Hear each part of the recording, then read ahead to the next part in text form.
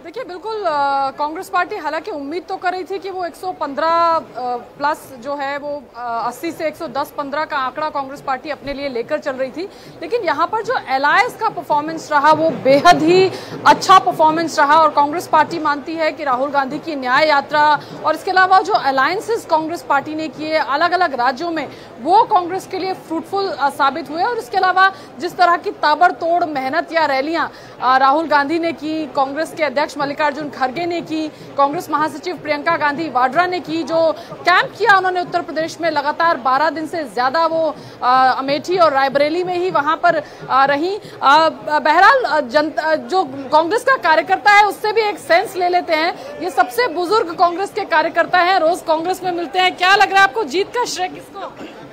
देश की जनता के राहुल जी पर भरोसा जताया है, मैं उनका आभार प्रकट करता हूँ। देखिए कांग्रेस पार्टी के तमाम जो लोग हैं वो कह रहे हैं कि राहुल गांधी पर मलाल है कि सरकार नहीं बना पाएंगे, पीएम नहीं बना पाएंगे। मलाल है कि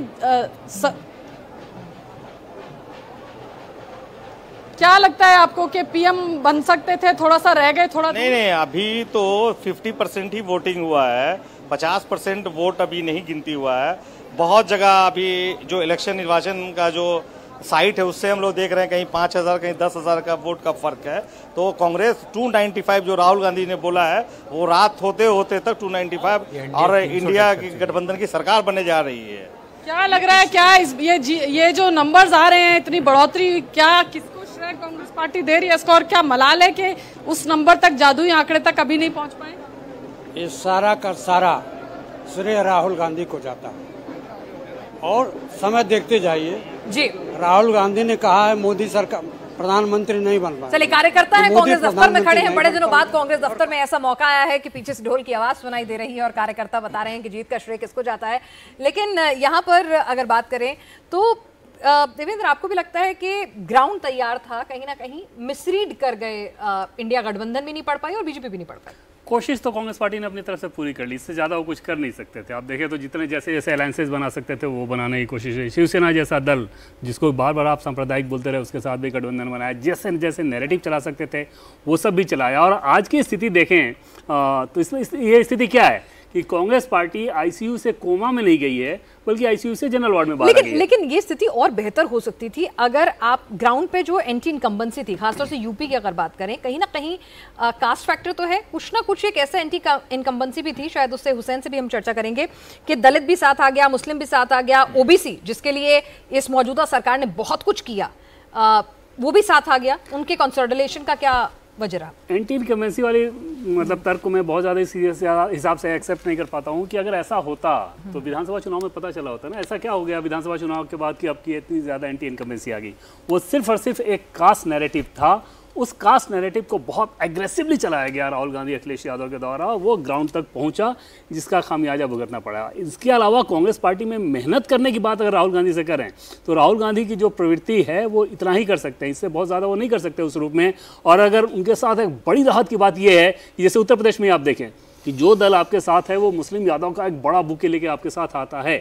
राहुल गांधी के पॉलिटिक्स के हिसाब से देखें तो आप किस स्टेट में मानेंगी कि हाँ उनका ये जो नैरेटिव था, इस तरह की जो उनकी पॉलिटिक्स थी, इसके चलते एड ऑन हुआ है। एक बना बनाया आपको माहौल मिला, उस माहौल के सहारे आप जो कुछ कर सकते थे कर रहे हैं। और मैं एक बार फिर से कह रहा हूं कि तीसरी बार अगर कोई सरकार आ रही हो उसको आप नहीं रोक पा रहे हैं और इस बात को लेकर खुश हैं कि हमको 98 या 99 सीट आए, तो सिर्फ यही कहा जा सकता है कि आईसीयू से कोमा में नहीं गए हो, आईसीयू से जनरल वार्ड में बाहर आ गए हो।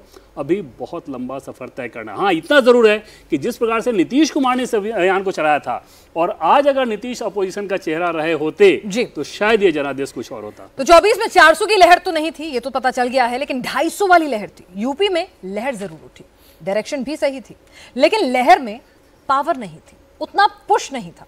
सबसे बड़ा जो नुकसान हुआ है बीजेपी को वो यूपी से हुआ है। अखिलेश जब कहते थे गठबंधन इंडी का है, लेकिन स्ट्रैटेजी पीडीए थी। अखिलेश यादव की स्ट्रैटेजी काम आई, उनका टिकट सिलेक्शन काम आया। यूपी में गैर यादव, ओबीसी और दलित बीजेपी से टूटकर सपा के पास चले गए। यूपी में कैसे अखिलेश यादव ने सारे समीकरण बदल दिए। चलिए, तो आप देखिए कि यूपी की अगर हम बात करें, हुसैन, ये ग्राउंड पर भी आप रहे, मुस्लिम वोटर तो नहीं जाएगा ये पता था, लेकिन ग्राउंड पर जब आप गए तो आपको लगा कि बीएसपी का दलित और अति पिछड़ा और ये तमाम लोग जो हैं वो भी इंक्लाइंड हो रहे हैं इंडी गठबंधन की तरफ? देखिए पिनाज, बहुत सारे कॉम्प्लेक्स रीज़न हैं और ये हम पहले से जानते हैं कि मुसलमानों का वोट जो है हमेशा से ये इसी पैटर्न पर चला कि जो बीजेपी का कैंडिडेट है उसको रोकने के लिए पड़ता है, लेकिन फिर भी मुसलमानों के कुछ वोट बीजेपी के साथ जाते थे।